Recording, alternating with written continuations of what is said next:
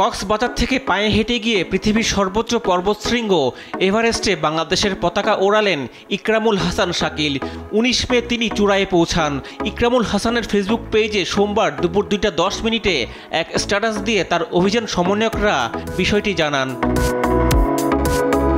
ইকরামুল হাসান তার এই অভিযানের নাম দিয়েছেন সি টু সামিট, অর্থাৎ সমুদ্র থেকে শৃঙ্গ।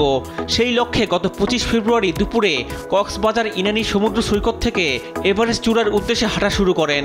চট্টগ্রাম, ফেনী, কুমিল্লা ও মুন্সিগঞ্জ হয়ে ১২ দিন পর ঢাকায় পৌঁছান।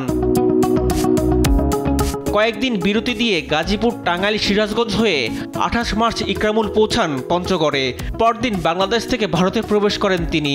এরপর জলপাইগুড়ি, দার্জিলিং হয়ে ৩১ মার্চ পৌঁছান নেপালে। ১,৪০০ কিলোমিটারের বেশি পথ হেঁটে ২৯ এপ্রিল এভারেস্ট বেস ক্যাম্পে পৌঁছান শাকিল। এরপর থেকে সেখানেই অবস্থান করছিলেন ইকরামুল। মাঝে ৬ মে রোটেশনে বের হন। একে একে ক্যাম্প ৩ পর্যন্ত পৌঁছে আবার বেস ক্যাম্পে নেমে আসেন ১০ মে।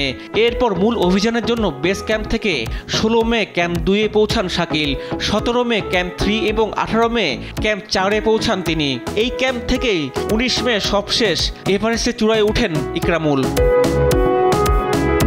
সপ্তম বাংলাদেশি হিসাবে এভারেস্টের চূড়া জয় করেন ইকরামুল।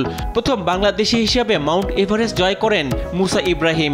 ২০১২ সালের ১৯ মে প্রথম বাংলাদেশি নারী হিসাবে পৃথিবীর শীর্ষ চূড়া এভারেস্ট জয় করেন নিশাত মজুমদার। মুসা আর নিশাতের মতোই এম এ মুহিত, ওয়াসফিয়া নাজরিন, খালেদ হোসেন, বাবর আলীও এভারেস্টের চূড়া জয় করেন।